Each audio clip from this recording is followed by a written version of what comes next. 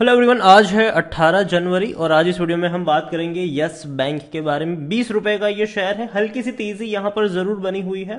देखा जाए तो बाजार आज अच्छे मूड में था। अच्छे खासे शेयर्स में अच्छी खासी रफ्तार हमें देखने को मिली जरूर है और वीडियो में डिस्कस करेंगे यस बैंक को लेकर के भैया कंपनी के प्लान क्या है और क्या लॉन्ग टर्म में पोटेंशियल है कि नहीं इसमें कि रफ्तार दिखा पाए, और अगर खरीदारी के मौके बनेंगे भी तो कहां पर बनेंगे। वीडियो को शुरू करूं उससे पहले अगर आपने अभी तक चैनल को सब्सक्राइब नहीं किया है तो प्लीज अभी इसे सब्सक्राइब कर लीजिए, क्योंकि आगे भी बहुत सारे वीडियोस हैं जो आपको काफी ज्यादा हेल्प करेंगे। तो यस बैंक का शेयर 20 रुपए के आसपास ट्रेड कर रहा है और पिछले एक महीने में अगर हम देखें तो पिछले एक महीने में यस बैंक के शेयर में तकरीबन 4% की गिरावट देखने को मिली है।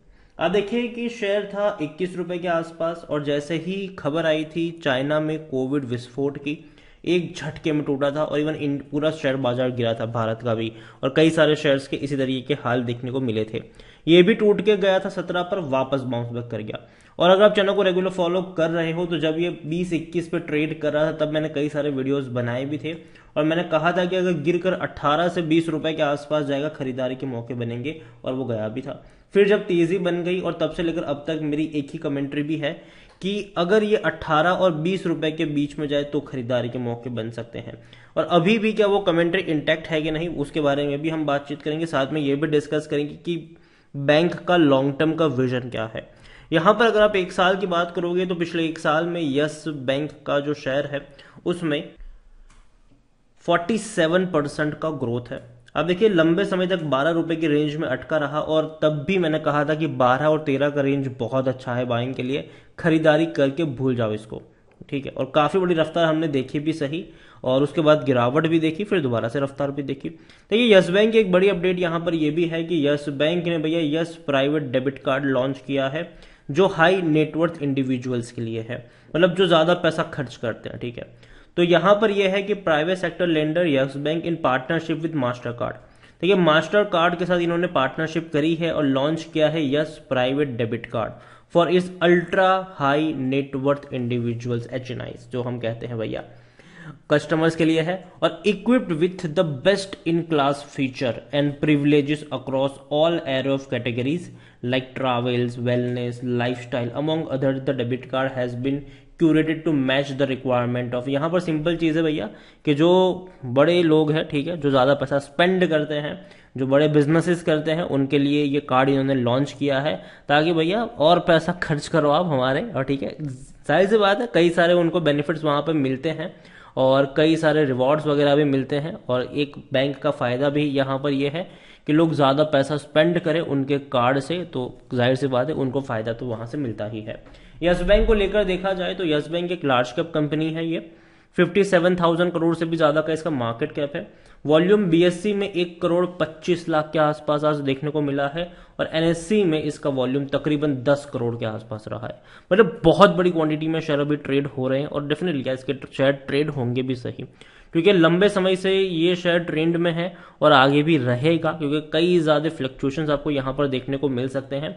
यस बैंक की अगर हम बात करने जाए तो 150 करोड़ के आसपास का इसका प्रॉफिट था सितंबर क्वार्टर में, जो कि कम था क्योंकि इससे पहले के क्वार्टर में इनका प्रॉफिट 310 करोड़ हुआ करता था, मतलब प्रॉफिट में 50% की गिरावट आई थी। लेकिन इनके रेवेन्यू बढ़ रहे थे जो कि अच्छी बात है, 5,475 करोड़ के रेवेन्यू रहे जो इससे पहले 5,135 करोड़ थे। देखो यस बैंक में हो क्या है, देखो यस बैंक जब क्राइसिस आया था ना तो दिक्कत बहुत ज्यादा थी क्योंकि इनने डिफॉल्ट कर रहे थे, ठीक है, मतलब पैसा चुका नहीं पा रहे थे ये। बाद में क्या किया कि भैया SBI ने इंटरवीन किया, बहुत बड़ा पैसा लगाया, 10,000 करोड़ रुपए की फंड रेजिंग हुई, कई सारी बैंक साथ में आई और 10 रुपए के भाव पर इक्विटी खरीदी। तो देखो पहली जो हुई ना वो तो मजबूरी में था, ठीक है, क्योंकि कोई भी नहीं चाहता था कि यस बैंक डूब जाए, उसके कंपटीटर्स भी नहीं चाहते, क्योंकि जाहिर सी बात है अगर यस बैंक जैसा बड़ा बैंक डूबता है तो कहीं ना कहीं लोगों का बैंकिंग सिस्टम से भरोसा उठता है, लोग बैंक में पैसा अपना सुरक्षित है कि नहीं उस पर डाउट करने लगते हैं। तो यहां पर ये चीज जरूर आई। और दूसरी बात यहां पर अगर हम देखें तो यस बैंक ने दोबारा फंड रेजिंग करी FPO के जरिए, और तब जो शेयर प्राइस था वो 12 और 13 रुपए का रेंज का था और तब लोगों से पैसा रेज किया गया, ठीक है, तब भी उतना ज्यादा अट्रैक्ट नहीं था। लेकिन तीसरी बार अभी क्या हुआ कि 2 बड़े फंड हाउस ने पैसा लगाया और ये टर्निंग पॉइंट था और 14.5 रुपए की कीमत पर उन्होंने खरीदारी करी थी और मैंने तब भी कहा था कि अब ये 14.5 के नीचे नहीं जाने वाला है, 15 के नीचे भी नहीं जाने वाला है, खरीदारी करके चल सकते हो आप यहाँ पर। इवन जब 12-13 पे था तभी मैंने कहा था कि हाँ खरीदारी करो, लेकिन आपका जो विजन है वो लॉन्ग टर्म का होना चाहिए। शॉर्ट टर्म में हो सकता है कि एक ही रेंज में ही अटका रहे, और ऐसा हुआ भी सही, लंबे समय तक ये अटका रहा था किसी एक रेंज में। यस बैंक को लेकर देखा जाए तो अच्छी खासी क्वांटिटी में शेयर ट्रेड जरूर हुए हैं। इतना ही नहीं, according to Moneycontrol user सिर्फ 8% लोग ही है जो बेचने की बात करें, वरना 88% लोग कह रहे खरीदारी करो और 4% लोग कह रहे कि होल्ड करो। अब यस बैंक के नतीजे बहुत जल्दी आने वाले हैं। अगर मैं डेट की बात करूं तो 21 जनवरी, मतलब आज से 3 दिन बाद यस बैंक के रिजल्ट्स आने वाले, क्वार्टरली रिजल्ट्स। और ये बहुत अहम होंगे कि भैया कैसे रिजल्ट्स आते हैं, क्योंकि रिजल्ट्स पे बहुत सारी चीजें डिपेंड करती है। लेकिन साथ ही में जब रिजल्ट्स आने वाले होते हैं, कई सारे ब्रोकरेज फर्म की कमेंट्री भी आना शुरू हो जाती है, जिनमें से एक कमेंट्री आई है एमकी ग्लोबल की। एमकी ग्लोबल का ये कहना है कि यस बैंक का जो नेट प्रॉफिट है उसमें तकरीबन 9% का जंप आ सकता है ईयर ऑन ईयर बेसिस पे, और प्रॉफिट हो सकता है 290 करोड़ का, और ये बहुत अच्छा प्रॉफिट होगा क्योंकि पिछले क्वार्टर में इनका प्रॉफिट सिर्फ और सिर्फ 150 करोड़ रहा था। तो पिछले क्वार्टर के मुकाबले तो बहुत अच्छा प्रॉफिट हो जाएगा, और आप देखिए क्वार्टर ऑन क्वार्टर 90% का जंप हो सकता है अगर 290 करोड़ के आसपास के इनके प्रॉफिट हमें देखने को मिले तो, ठीक है, और ये बहुत अच्छी बात होगी। तो अगेन यस बैंक के प्रॉफिट का जो एस्टिमेट है वो एमकी ग्लोबल ने, अगेन ये कोई रिजल्ट्स नहीं है, ठीक है, ये एक अजम्पशन है कि ऐसा आ सकता है, ये एमकी की तरफ से दिया गया है। देखना इंटरेस्टिंग होगा 21 तारीख को कि रिजल्ट्स कैसे आते हैं। यस बैंक की अगर आप बात करो तो इनके रेवेन्यू पहले बढ़ रहे थे, लेकिन 2019 से लगातार गिरावट आई है, लेकिन अब 23 में तेजी आएगी, क्योंकि पहले क्वार्टर में इनका रेवेन्यू रहा था 5,135 करोड़ के आसपास का, दूसरे क्वार्टर में रहा 5,475 करोड़ के आसपास का। कुल मिलाकर कंपनी का जो रेवेन्यू रहा है वो 10,500 करोड़ के आसपास का रहा है फाइनेंशियल ईयर 2023 के पहले 2 क्वार्टर में। अभी 2 क्वार्टर और बचे हैं, अगर उसको भी अगर हम देखें कि जितने पहले 2 क्वार्टर में अगर उतना भी आ जाए तो भी 21,000 करोड़ के आसपास का रेवेन्यू होगा, जो कि फाइनेंशियल ईयर 2021 और 2022 से ज्यादा ही होगा। और प्रॉफिट की भी अगर हम बात करने जाए तो प्रॉफिट में आ चुका है ये, और अभी भी प्रॉफिट ही देखने को मिलेगा, जो कि बहुत अच्छी बात है। तो देखो बैंक जो था अब वो डूबेगा नहीं, वो बच चुका है, पहली चीज तो ये। यहां पर इनके पी रेशियो की बात करें तो 54 का है, जो कि सेक्टर पी 22 के मुकाबले बहुत महंगा है। लेकिन फिर भी मैं मानता हूं कि अगर 18 से 20 रुपए की रेंज में जाता है तो खरीदारी के मौके बनेंगे, क्योंकि देखो आने वाले दौर में अगर बैंक लगातार अपने परफॉर्मेंस को इंप्रूव करता रहेगा, चाहे वो रेवेन्यू की बात करें, प्रॉफिट की बात करें, तो इनका जो पी रेशियो है वो भी एडजस्ट होता नजर आएगा, आपको कम होता नजर आएगा उस हिसाब से।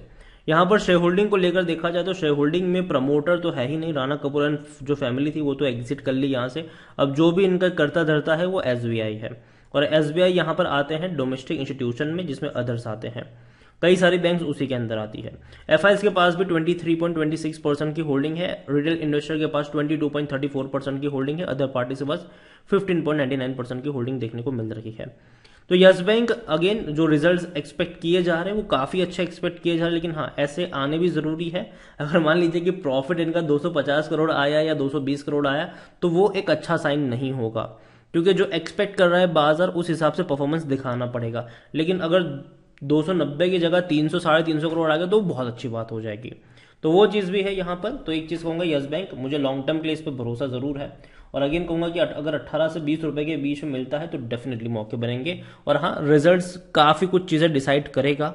अच्छे रिजल्ट्स इसको तेजी दिखाएगा, खराब रिजल्ट्स थोड़ी कुछ वक्त की शॉर्ट टर्म की गिरावट भी दिखा सकता है। तो वीडियो को यहीं पे एंड करूंगा। पसंद आया हो तो लाइक करो, शेयर करो, चैनल अगर पहली बार है तो प्लीज सब्सक्राइब करें। और यस बैंक के बारे में आप क्या सोचते हो वो भी आप मुझे कमेंट में लिखकर बता सकते हैं। Thank you.